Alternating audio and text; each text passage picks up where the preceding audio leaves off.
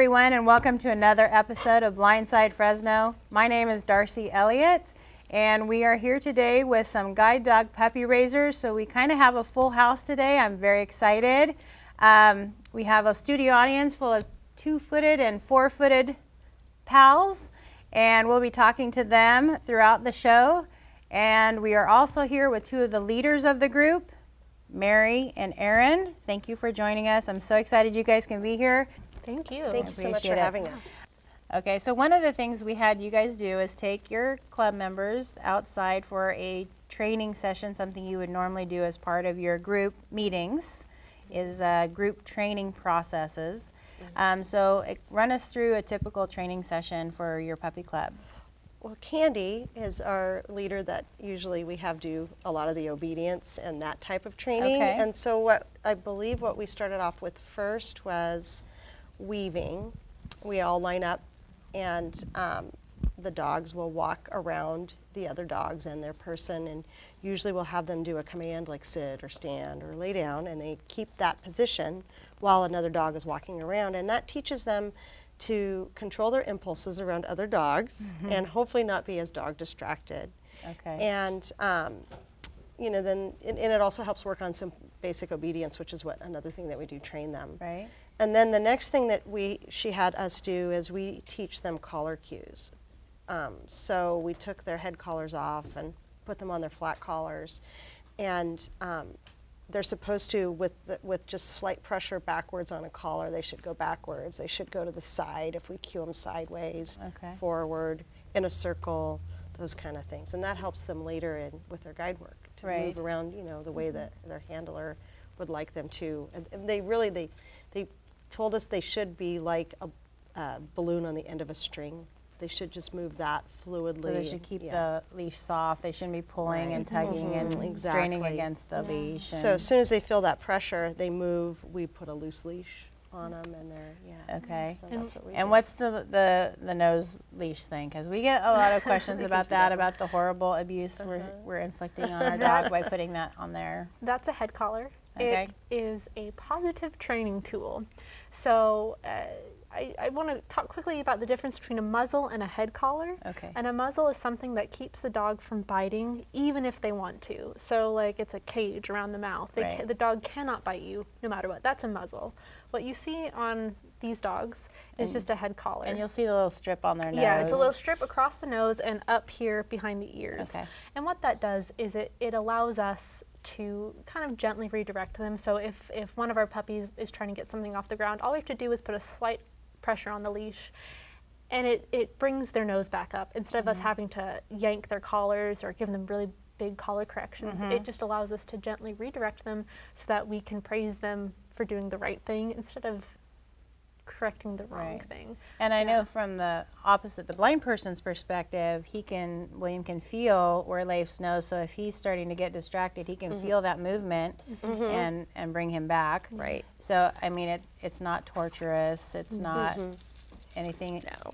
Maybe if you asked a dog, they would disagree. But we do as puppy raisers, we get them used to it, and it involves a lot of food. So a lot of the dogs are actually very excited when they see the head collar, because it means they're getting a lot of food. Yeah. Yeah, we start them off. That's one of the things we start off really young with them, is their Yeah, I head get collar excited when I see acceptance. treats. I know, me so too. I would do stuff for treats. Yeah, that's one of the things that you'll notice in the video too, is that all of our raisers are constantly treating our dogs. So all of the training that we do is very positive, and it's So all you don't about, ever beat the dog. We don't ever beat the scold dogs. them and.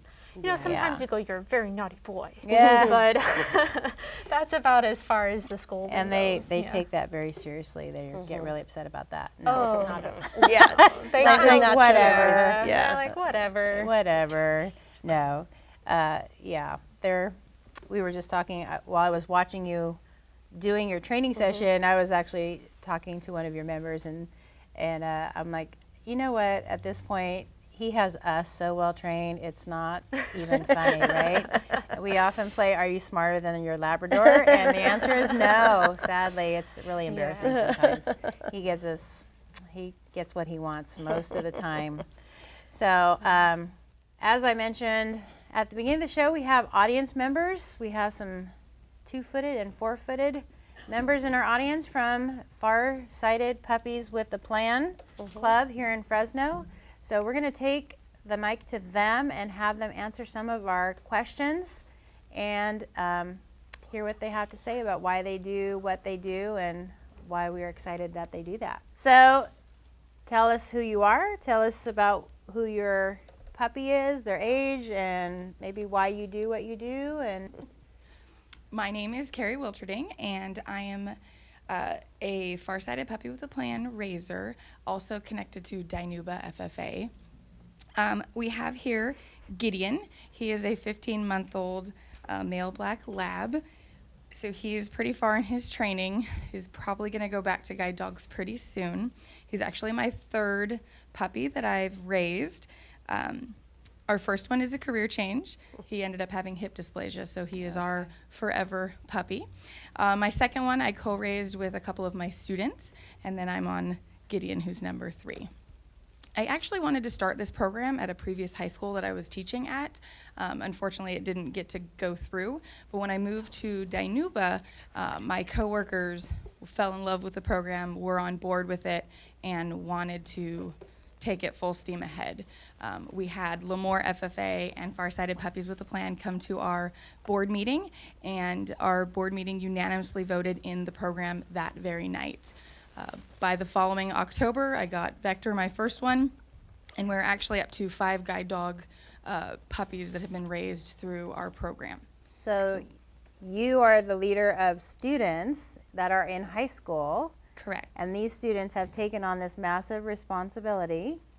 And from what I hear, everybody's doing a fantastic job. They've Yes, been we're- recognized by guide dogs, right, in San Rafael for their efforts. And so tell us about your students and if you have any. And all I actually that. don't have any students here right now. The only other guide dog we have on campus currently, Haiku, is in season, so she's up at guide dogs waiting her 3-week period out. Out of the 5 dogs that we have raised, 1 has been a career change and 1 is working in St. Louis, Missouri. Our third puppy is still at guide dogs waiting for his match. And then we have Gideon and Haiku that are still in training. Okay, and Gideon's gonna probably get called back Anytime. anytime. Yeah. So we have mixed feelings about that, I'm assuming. No, I think he's ready. He's ready? I really do think he's ready. He's a good boy. So we're He knows excited what to that see. means. Good boys means you get treats, right? He, Isn't he- that I think how he's that ready means? to do his next step. So How yeah. funny. Well, that is awesome. Thank you. Any words of advice out there for students interested in getting involved in this?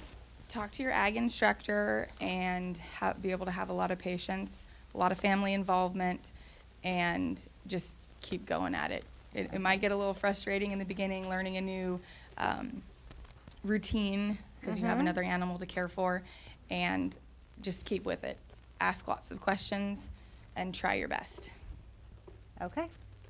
Awesome. I guess we'll just move. Does anybody else have any, want to volunteer? I don't like to call on people or make them do something if they're uncomfortable, but if there's a volunteer, I'd love to hear from everybody. Or all right. Tell us about yourself. Okay, I'm Mason, and I'm currently raising my second puppy, Judo.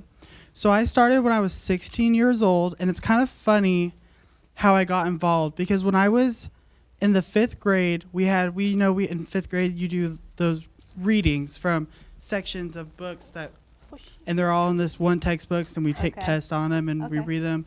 And so I actually read something about a puppy raiser, and he was a young puppy raiser, probably about 9 or 10 years old, and had co-raised it with his parents. And so I went to my mom and I said, I want to do that right now. And she was like, no, we don't want to do that right now. But she knew that at my high school, because I'm from Lemoore, California, and there was a program started by Mary Beth Hearn, who's a wonderful teacher there. And so she knew about that program, but I didn't. And so then I got into high school, and I saw the dogs walking around, and I was like, I forgot that I wanted to do this. And then I went to my mom, and I was like, you promised. And she was like, I did. And we kind of went back and forth. Promise. And then about a couple months after, or I waited until I was a little bit older in high school, And when it came around to get a puppy, I was like, Mom, we got to do this. And we kind of just jumped right in, and I got my first puppy when I was 16 years old after going into my junior year. And now I started my second puppy my senior year, and now I'm at Fresno State, and I'm taking him around to classes. It's so much fun. And I'm really lucky that I got to do it when I was younger in high school. It made it really easy for me to learn. Miss Hearn has been raising dogs for a really long time. And so I kind of just was easily thrown into this. And I really like the puppy raising lifestyle because it really is like a lifestyle choice. So when I went from my first to my second puppy, I had about, a month or two before I waited because I had some things coming up. I was traveling for FFA. And so I waited, and I did not like that period at all. It felt like I was missing something. Aww. I was used to that leash being in my hand for 15 months with the dog on the other side of it, and I absolutely hated not having a puppy. So I was really happy to get my second puppy, and now I'm looking forward to be, that puppy raiser that's called like a lifer. Like Guide Dogs isn't getting rid of me anytime soon. They're always going to have a puppy raiser.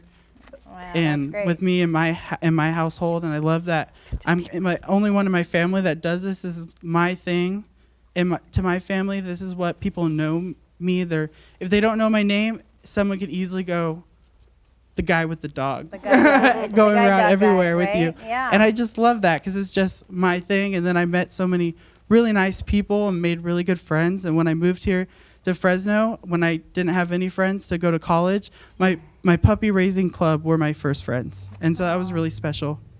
So it's actually way more than just about the puppies. Yeah. For you. Mm-hmm. And we're very It's grateful. more like it's a passion for sure. You really have to enjoy it. Yeah. Mm-hmm. Well, we appreciate you doing that. Like I said, puppy raisers are my heroes, honestly. I mean that sincerely. Anybody else want to share? Or let's, more students or our trainer? Or? So, hi, my name is Jordan Lee, and I was originally from the Lemoore group with Mary Beth Hearn, wonderful person, and now I'm in the Far Sighted Puppies for the Plan group. In Fresno, I'm also attending Fresno State. This is actually my second puppy, Gretzky. My first puppy, Ale, I just got the privilege of going to a graduation at San Rafael, and he graduated with his blind partner, Marlene. Oh. And I'm really happy because he's kind of close. I was, like Miss Wilterding said, her graduated dog, Gazelle, went all the way to Missouri, and I was like, oh. That's far. That's a road trip for me because I'm going to go see him all the time. And Marlene, lucky for me, is a great experience. I honestly wanted to get into this, like, how cool is it to have a dog? And when I met Marlene, she really made that experience for me. She's so nice. She told me that actually when she went out without her dog one time, she got hit by a car.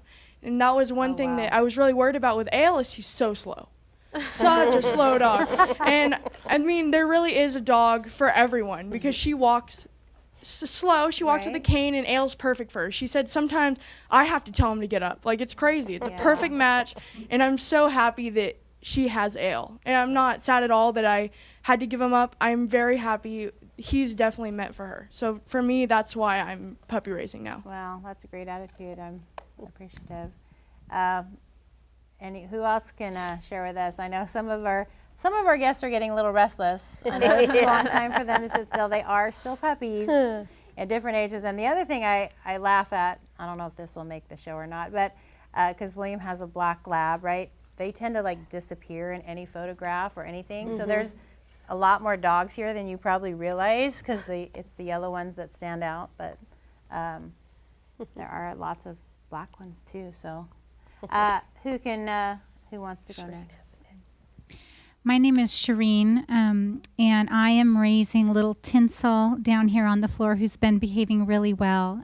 She's our fourth puppy, and I started raising with my daughter when she was 12. It was really her idea that we do this, and it really has become a family project, like so many people have said. And I think that she had the same experience that that she had in terms of when our dogs have gone on and into the world. you see what they do, and you see a part of life that you wouldn't otherwise see. And even though this, for me, was very much about my daughter, I really appreciate what the visually impaired go through, and the opportunity that we are able to give, I think is really important. It's a privilege to be a part of it. And I also want to say too that Guide Dogs for the Blind, in the time that we've raised, she's our fourth one, has really changed in subtle ways the training. It's become increasingly more positive. So even just watching the growth of the organization has been fantastic.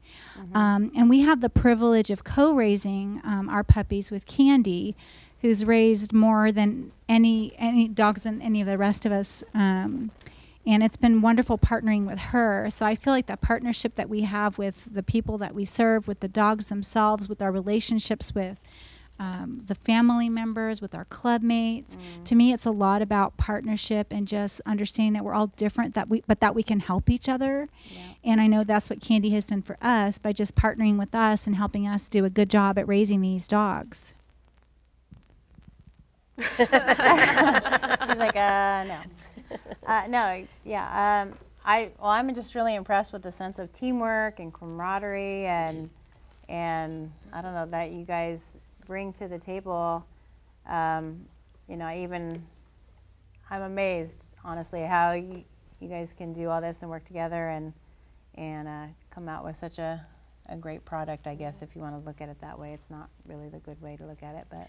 Yeah, we've been very blessed with wonderful families and raisers, and it's really. So really great. I hope encourage anybody who's really at all interested to jump in there, because I know, like you said, in California there are hundreds of groups, right? And there's Texas and New Mexico and Arizona and Nevada, I think. Oregon, Washington, Utah.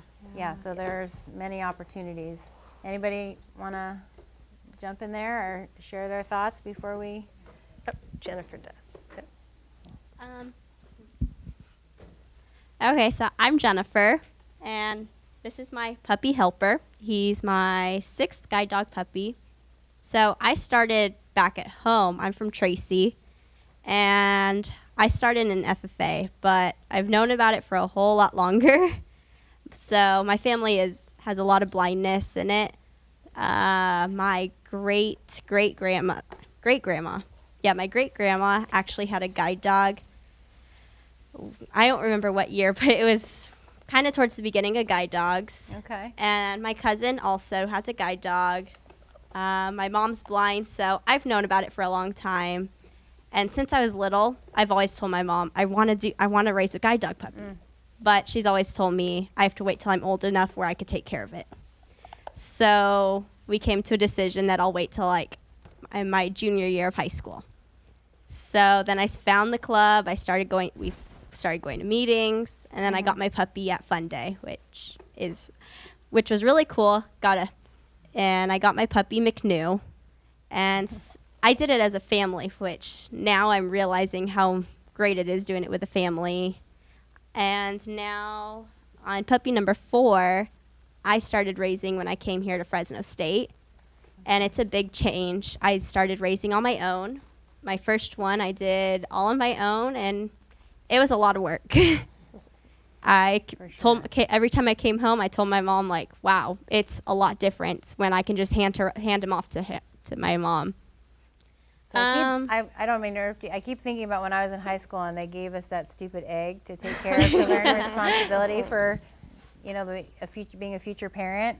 And this is way harder than that, because if you break the egg, you get a new egg, and oh well. But you can't do that with a living, like you said, breathing puppy. Yeah. So what a great lesson to learn as a young high school person. Yeah, it is. I love it.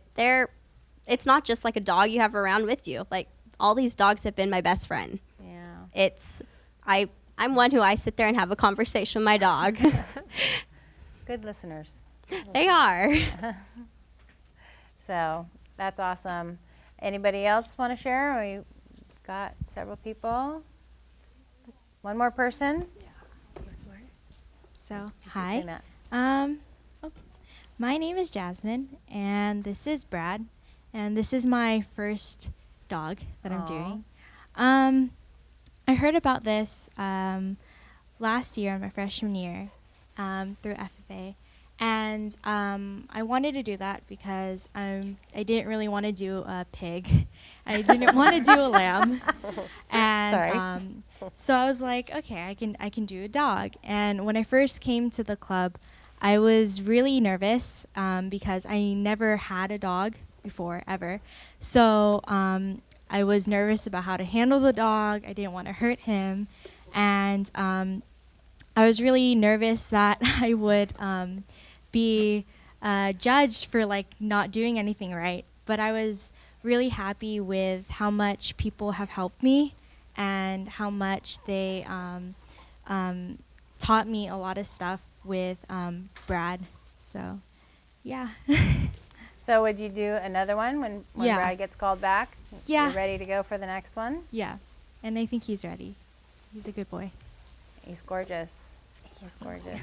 Thank you guys for joining us today and bringing all your puppies into the studio and your career change guide dogs and all of those things. I know that was a big undertaking.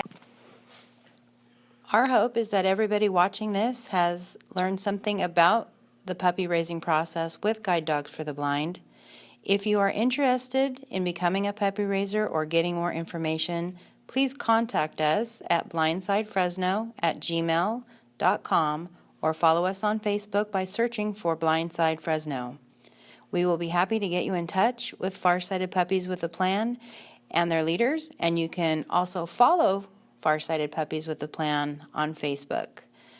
Thank you so much to our guests from our Far-Sighted Puppies with a Plan chapter, and we'd also like to thank our production crew and to CMAC Fresno for providing these facilities to record this show. It was a lot of fun. Have a great day, everybody, and we'll see you next time.